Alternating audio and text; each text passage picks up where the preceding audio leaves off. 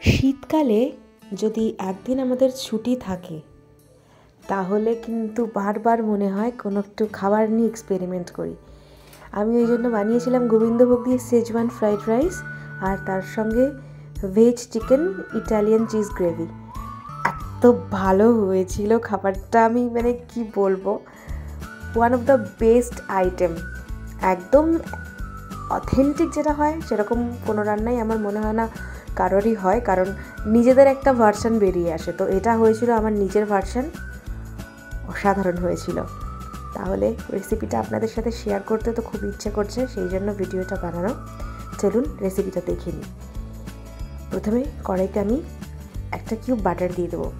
Butter দিয়ে বাটারটা একটু হালকা মেল্ট হয়ে গেলে, পুরো মেল্ট করবেন না, বাটার জ্বলে যাবে, তার মধ্যে আমি দিয়ে দেব 100 গ্রাম চিকেন কিমা করা। এটা রাইসের জন্য। চিকেন কিমা করে আমি কিমাটাকে তুলে নেব। অ্যাকচুয়ালি মানে বোনলেস চিকেন আমি নিয়েছি, মাংস থেকে আমি নিজেই কেটে আলাদা করে নিয়েছি। তো এখানে 100 গ্রামস অফ চিকেনের কিমা আছে, ওটাকে আমি তুলে নিলাম। একটুখানি ফ্রাই করে, লবণ দেবেন না কারণ বাটারের লবণ অলরেডি আছে। এবার পেঁয়াজটা চপ করা সেটা আমি কেটে নেব, তারপরে আমি গাজরগুলো দেব। এবার পেঁয়াজটাকে প্রথমে একটুখানি সটে করে নেব, তারপরে আমি গাজরটা দিয়ে মোটামুটি গাজরটা 50% কুকড হয়ে যাবে, কারণ গাজর কিন্তু এর বেশি কুক দরকার নেই হওয়ার, কারণ ভাতের মধ্যে যাবে তাতে আরও খানিকটা কুক হয়ে যাবে। তো ট্রাই করেছি একটু হেলদিয়ার ভার্সন রাখার। ঠিক আছে, আমি জানি এটা তথাকথিত মানে হেলদি ডিশ নয়, বাট তবুও বাইরেরটা অ্যাভয়েড করলে যদি ঘরে বানানো যায় এভাবে বাটার দিয়ে হালকা করে, রিচ কম করে, তাহলে হেলদিই হয়। মানে যদি আমি বাইরের চাইনিজ ফুডের সাথে তুলনা করি তাহলে। এবার এটা ভাজা হয়ে গেলে একটুখানি আমি মানে খালি করে মাঝখানটা আমি একটুখানি 1 চামচ জিঞ্জার গার্লিক পেস্ট দিয়ে আমি এটাকে নাড়িয়ে তুলে রাখবো। চাইলে কেউ এটা অ্যাভয়েড করতে পারেন, তার বদলে তেলের মধ্যে কিছুটা রসুন কুচি দিয়ে নিতে পারেন প্রথমে। ওটা যেহেতু আমি চিকেনটাই দেবো সেই জন্য ভাতটা অন্যরকম করেছি। তো বিটটা আমি ওটা তুলে নিয়ে আলাদা করে দিয়েছি, আর বিটটাকে আমি আলাদাভাবে এভাবে তেলে খানিকটা ভেজে নিয়েছি, কারণ বিটের কালার ছাড়বে আর সেটাতে পুরো রং হয়ে যাবে সবটাতে। সেই জন্য বিটটা সবার লাস্টে করে এর মধ্যে আমি হাফটা রাইস দিয়ে আমি এটাকে কিন্তু নেড়ে নেব, কারণ তাহলে যতটা বিটের কালার যেটা নেওয়ার সেটা এই ভাতটা নিয়ে নেবে। আমি তো প্রথমে ভেবেছিলাম ভাতটা মানে স্টিকি দলা হয়ে থাকবে, কিন্তু যাই হোক ভাতটা একদম পারফেক্ট কুকড হয়েছিল। কিন্তু 80% ভাতটা যখন হয়েছে তখন আমি এটা গ্যাস বন্ধ করে আমি স্ট্রেন করে দিয়েছি ভাতটাকে, তার জন্য এরকম ঝরঝরে রয়েছে একদম। হাফ ভাত রেখে দিয়েছি, সেটা পরে মেশাবো, কারণ এইটা কালার হয়ে যাবে ভাতটা। এরকম অনেকবার হওয়াতে আমি এখন এই সিস্টেম করেছি, যা হওয়ার এটাতে হয়ে যাবে। এরপরে যদি ভাত মেশান সেটাতে আর কালারটা ছাড়বে না। এবারে আমি ভেজে রাখা চিকেনটা দিয়ে দেবো আর গাজর পেঁয়াজটা দিয়ে দেবো। দিয়ে দেওয়ার পরে এটাকে নেড়ে নেব, নেড়ে আমি ভালো করে মিশিয়ে নেব। আর কালারের জন্য আমি এর মধ্যে 1 চামচ সয়া সস ব্যবহার করেছি। আর এই পজিশনে দেখে নেবেন যদি লবণ লাগে, বা কেউ যদি একটু মিষ্টি ভার্সন পছন্দ করেন দেবেন। আমার কিন্তু আর লবণ লাগেনি, কারণ আমি চালটাকে আধ ঘন্টা নুন জলে ভিজিয়ে রেখেছিলাম, তো আর লবণ আমার লাগেনি। বাটারে লবণ আছে, আমি শেজওয়ান চাটনি দেবো 2 চামচ, সেটাতে লবণ আছে, সেই জন্য লবণটা বুঝে শুনে ইউজ করবেন। আর চিকেনটা একটু মিষ্টি গোছর হবে বলে আমি ভাতটাকে কিন্তু মিষ্টি করিনি একদমই। আর এই যে আর শেজওয়ান চাটনিটা যেহেতু দেবো, ওর সাথে মিষ্টি টেস্টটা কেমন জানি একটু যায় না। আর অনেক বেশি শেজওয়ান চাটনি দিতে পারেন, বাট আমি চেয়েছি একটু কম দিতে, কারণ খুব হেলদি জিনিস তো নয়। শেজওয়ান চাটনিতে খুব পেটে ব্যথা করে, খুব ঝাল হয়ে গেলে কোনো জিনিসই আমার কাছে খুব বেশি হেলদি থাকে না। রাইসটাকে নেড়ে আমি নামিয়ে নেব। রাইসটা কিন্তু এত ভালো খেতে হয়েছিল, মানে সত্যি বলছি আমি, মানে দারুণ হয়েছিল খেতে। আমি এটা আবার করব। অসাধারণ হয়েছিল রাইসটা খেতে, যেমন ফ্লেভার হয়েছিল সেরকম কুকড হয়েছিল, ব্যাপক হয়েছিল। তো রাইসটা আমার এখানেই ডান। আর বাকি রাইসটা মিশিয়ে নিয়েছি আমি। এরকম পজিশনে এসে বাকি রাইসটা মিশিয়ে নেবেন, তাহলে পুরো ভাতটা কালার হবে না। এরপরে আমি কড়াইতে প্রথমটা যখন আমি ভিডিওটা শুরু করেছি আমি দেখছি ভিডিও প্লে বাটন দিইনি আমি। যাই হোক, আমি কড়াইতে একটুখানি আমি তেল নিয়ে নিয়েছি, তার মধ্যে আমি চিকেনগুলোকে দিয়ে দিয়েছি। চিকেনগুলোকে আমি ফ্রাই হতে দেবো। চিকেনে কিন্তু জল ঢল কিচ্ছু যাবে না, ফ্রাই হয়ে রান্নাটা হবে। সেই জন্য তেলটা একটুখানি বেশি পরিমাণে দেবেন, 4 টেবিল চামচ তেল দিলে হয়ে যাবে। আর একটা রসুন তন্দুরি করা ছিল, সেটাকে আমি কুচিয়ে নিয়েছি, নিয়ে আমি তেলের মধ্যে দিয়ে দিলাম। রসুনের ফ্লেভারটা পুরো মাংসে অ্যাবজর্ব করে নেবে।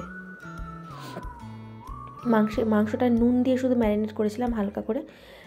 আর এখানেও কিন্তু অনেক জিনিস যাবে যেগুলোতে লবণ ইনবিল্ড থাকে, তো সেই জন্য লবণগুলো একদম লাস্টে ইউজ করাই ভালো। ক্যাপসিকাম দিলাম, লম্বা লম্বা করে কেটে নিয়েছি। আর গাজরটা আমি এটা প্রথমবার কাটলাম, এটা আমি ইউটিউব থেকেই দেখেছিলাম। তো আমি টমেটো দিয়ে দিয়েছি এরকম লম্বা লম্বা করে কেটে। আর গাজরটা আমি দেবো কি করে কেটেছি বলুন তো, পিলার দিয়ে যেরকমভাবে পিল করে সেভাবেই পিল করার স্টাইলে আমি গাজরটাকে পিল করেছি, পুরো গাজরটা। তো খুব সুন্দর একটা, দেখতে খুব সুন্দর হয়েছিল, কালারফুল যে কোনো জিনিস খুব ভালো লাগে আমার দেখতে। আর এটা যে কি ভালো হয়েছিল, আমি নিজে রান্না করেছি, আমি 4টে বলে আমি ডিভাইড করেছিলাম, আর মোটামুটি এটা শেষ হয়ে গেছিলো, উড়ে গেছে জাস্ট রান্নাটা নামানোর সাথে সাথে। তো এখানে আমি 1.5খানা পেঁয়াজ নিয়েছি, আর 1/2খানা ক্যাপসিকাম, 2টো কাঁচা লঙ্কা, 1টা টমেটো আর 1টা গাজর এরকম করে নিয়েছি। আর রসুন তো দেখলেন কতটুকু দিলাম, ওইটুকুই। আর আমি কিন্তু এতে আর কিছু দেবো না, কোনো মশলা আর যাবে না। আর বাকি যেগুলো দেবো সেগুলো তো অন্য ইনগ্রিডিয়েন্ট, মানে পেঁয়াজ রসুন বাটা এগুলো আর যাবে না। এই রসুনটা আমি এখানে ইউজ করেছি বলে আমি আদা রসুনের পেস্ট আমি এটাতে দিইনি। আর তেল দেবেন না, কারণ এটাতেই হবে, তেল ছাড়বে যখনই সবজিগুলো সেদ্ধ হয়ে যে কুকড হয়ে যাবে পুরোপুরি, তেলটা কিন্তু ছেড়ে দেবে। সুতরাং তেলের অ্যাডিশনাল আর কোনো ইউজ নেই।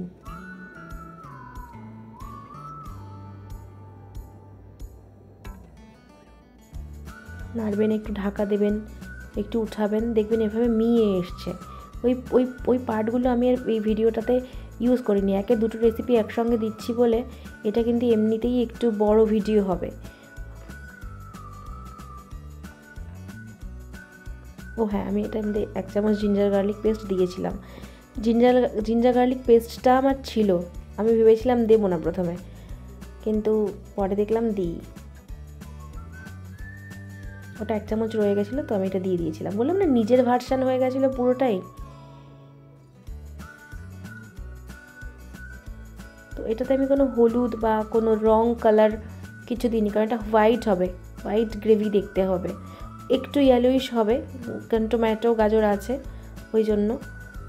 আর কোনো কালার দিইনি আমি।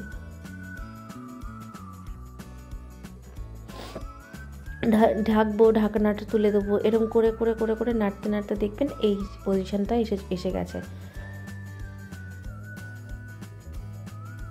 আর দেখবেন যখন এরপরে আমি এতে যখন দেখেছেন কীরকম তেল ছেড়ে দিয়েছে, এর মধ্যে আমি ফ্রেশ ক্রিম আর মেয়োনিজ আর চিজ ব্যবহার করেছি।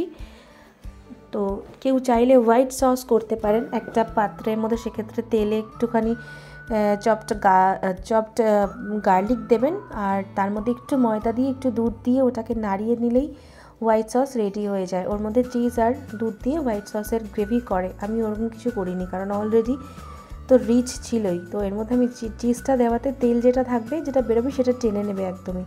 এরপরে আমি ফ্রেশ ক্রিম 1 চামচ আর 1 চামচ মেয়োনিজ দিয়েছিলাম। তো দেওয়াতে ওই যে তেলটা ছিল সেটা কিন্তু একদম অ্যাবজর্ব হয়ে গেছিলো। একটু হবে রিচ, একটু কাইন্ড অফ রিচ, কিছু করার নেই। তা বললাম বাড়িতে বানানো এটাই সবচেয়ে বড় জিনিস। আর একটু লবণ দিয়েছিলাম, কারণ এই পজিশনে আমি টেস্ট করে দেখছিলাম একটু লবণ লাগবে। দেখেছেন তেল দেখা যাচ্ছে না, আর যে তেলটা ছিল ওই তেলটা আর নেই, অ্যাবজর্ব হয়ে গেছে, বাকি আর তেল লাগবে না। আর এইটা রান্না করবেন 500 গ্রাম চিকেন, যদি আপনারা 5 জন মিলে খান এইটা, তো হয়ে যাবে। চাইলে একাও খেয়ে নেওয়া যায়, বাট সেটা এক্সট্রিমলি আনহেলদি।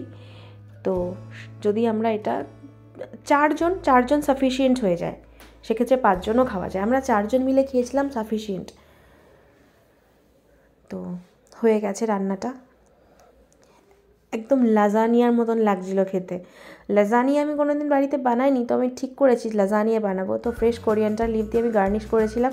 এখানে উপর দিয়ে চাইলে কেউ সেসমি সিড ছড়িয়ে গার্নিশ করতে পারেন, একটু উপর দিয়ে ফ্রেশ ক্রিম দিতে পারেন।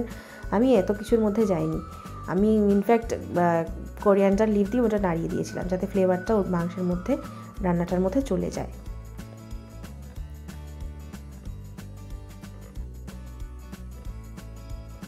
কি দারুণ দেখতে না? চলুন টেস্ট করে নেওয়া যাক। রান্না ভালো লাগলে পাশে থাকবেন, সাবস্ক্রাইব করতে ভুলবেন না, আর লাইক করে দেবেন, শেয়ার করবেন। সবাই ভালো থাকবেন, আসি।